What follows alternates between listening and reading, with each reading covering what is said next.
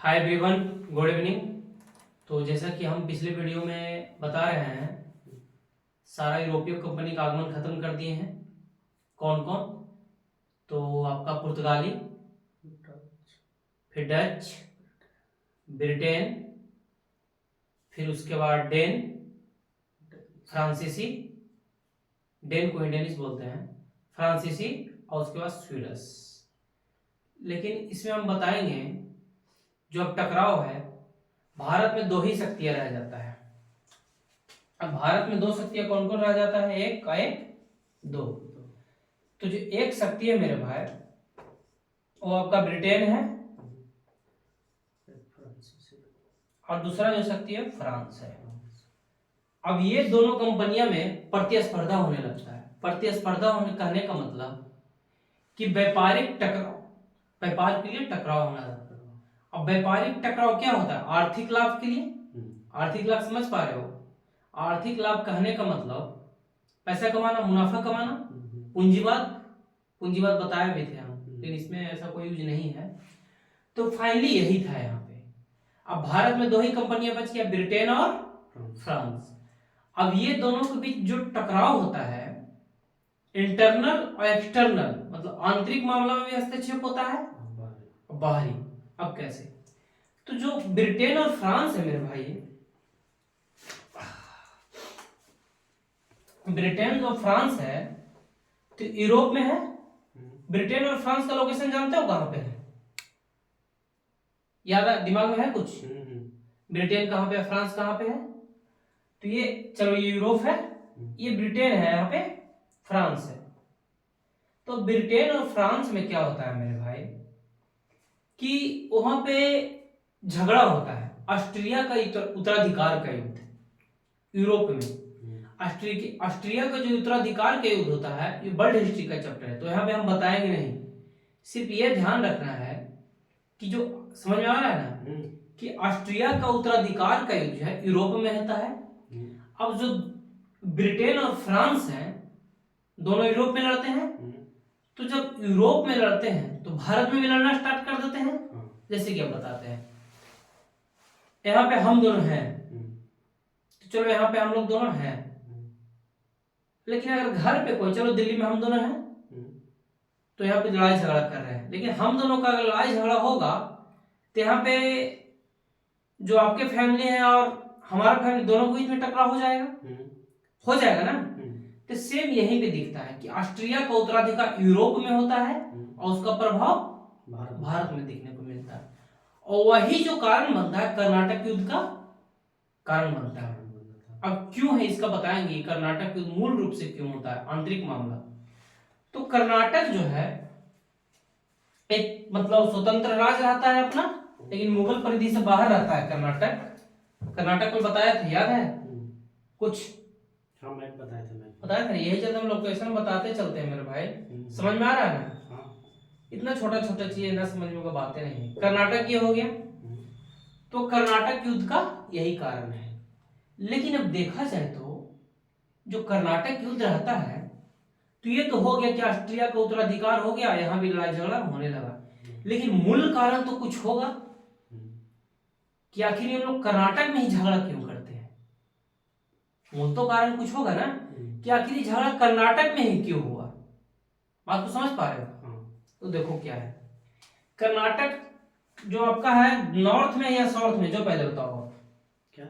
कर्नाटक जो है उत्तर में है या दक्षिण में है? दक्षिण। यहाँ से चलो बांट देते हैं भारत को, ये नॉर्थ हो गया उत्तरी भारत, ये दक्षिणी भारत।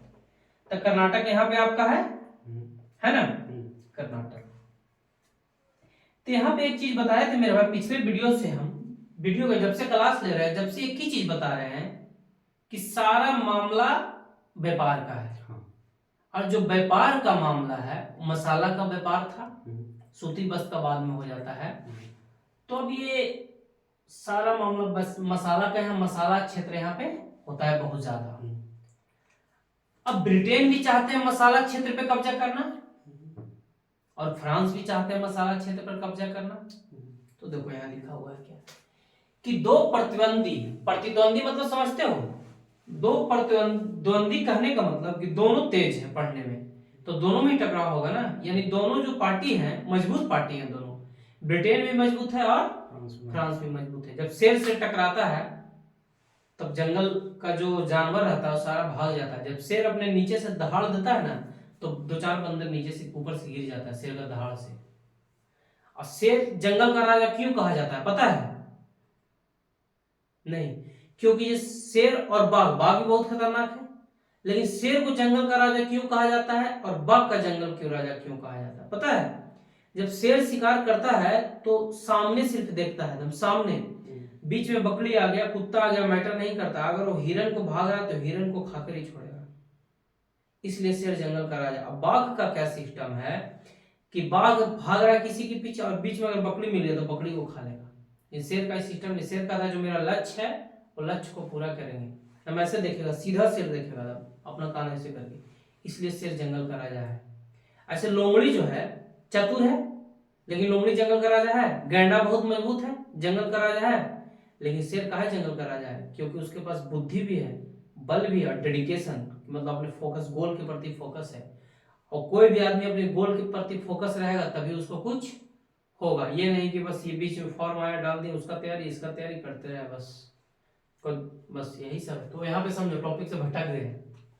साम्राज्यों के बीच वैश्विक स्तर पर होने वाले संघर्ष का हिस्सा माना जाना चाहिए। वैश्विक स्तर पर, वैश्विक स्तर कहने का मतलब है मेरा भाई विश्व स्तर पे ये झगड़ा हो रहा था, यूरोप में भी हो रहा था, भारत में भी हो रहा था। अब देखो कर्नाटक युद्ध क्या था, मेन तुम्हारा टॉपिक हो गया, तथा इसके कारण क्या थे। कर्नाटक युद्ध से तात्पर्य है कि दक्षिणी भारत के व्यापार पर वर्चस्व स्थापित करने के लिए, यहाँ पे मूल जो मामला है क्या, व्यापार पर स्थापित करने के लिए फ्रांसीसी कंपनी के बीच होने वाले संघर्ष तथा इसके लिए एक से अधिक कारक उत्तरदायी थे। यहाँ पे कहना चाह रहा है कि एक से अधिक उत्तरदायी कारक थे, पॉइंट को पकड़ो। अब व्यापार पर स्थापित करने के लिए, और किसके किसके बीच में, फ्रांसीसी कंपनी के बीच होने वाले संघर्ष तथा ब्रिटिश कंपनी, है ना।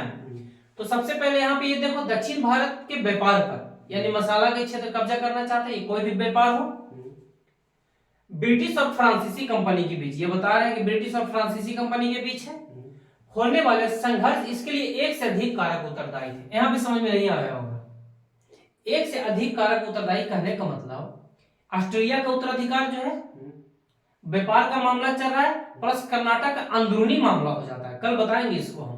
यहाँ पे आज ना ये दे रहे हैं सिर्फ एक समरी। यह संघर्ष यूरोप में ब्रिटेन और फ्रांस के बीच होने वाले संघर्ष का विस्तार था। आगे ना क्या समझा कि ये संघर्ष है यूरोप में हो रहा है, ब्रिटेन और फ्रांस में ऑस्ट्रिया का उत्तराधिकार का युद्ध। दोनों कंपनियां दक्षिण भारत के संसाधनों पर अपना नियंत्रण स्थापित करना चाहती है। अब यहाँ पर बात का समझा कि दोनों कंपनियां जो है दक्षिण भारत में कर्नाटक है उस पर नियंत्रण स्थापित करना चाहती है। यहाँ तक समझ में आ गया होगा। अब प्रथम कर्नाटक युद्ध जो होता है 1746 से 1748 के बीच में होता है, लेकिन ये हम कल बताएंगे कि इसका मूल कारण क्या था। मूल कारण अब यहाँ पे फिर से हम रिपीट कर देते हैं एक समरी में छोटा सा, कि देखो मेरे भाई कर्नाटक का युद्ध होता है, उसके पीछे सबसे बड़ा कारण रहता है जो ऑस्ट्रिया का उत्तराधिकार का युद्ध होता है। ऑस्ट्रिया का उत्तराधिकार कहने का मतलब है मेरे भाई कि जो यूरोप में झगड़ा होता है उसका प्रभाव भारत में भी दिखता है, क्योंकि ऑस्ट्रिया में फ्रांस और ब्रिटिश दोनों लड़ते हैं, उसका प्रभाव भारत में भी देखने को मिलता है, दोनों भारत में भी लड़ते हैं। दूसरा, अपना संसाधनों पर नियंत्रण स्थापित करना चाहता है। संसाधन पर नियंत्रण कहने का मतलब मेरे भाई कि जो मसाला क्षेत्र था उस पर कब्जा करना चाहते हैं, फ्रांसीसी और ब्रिटिश दोनों फायदा कमाना चाहते हैं। तो मूल झगड़ा का यही कारण था। कल बताएंगे कि इंटरनल मामला इसका क्या था। तो आज का सेशन इतना तक ही समाप्त करते हैं। उम्मीद करते हैं समझ में आ गया होगा।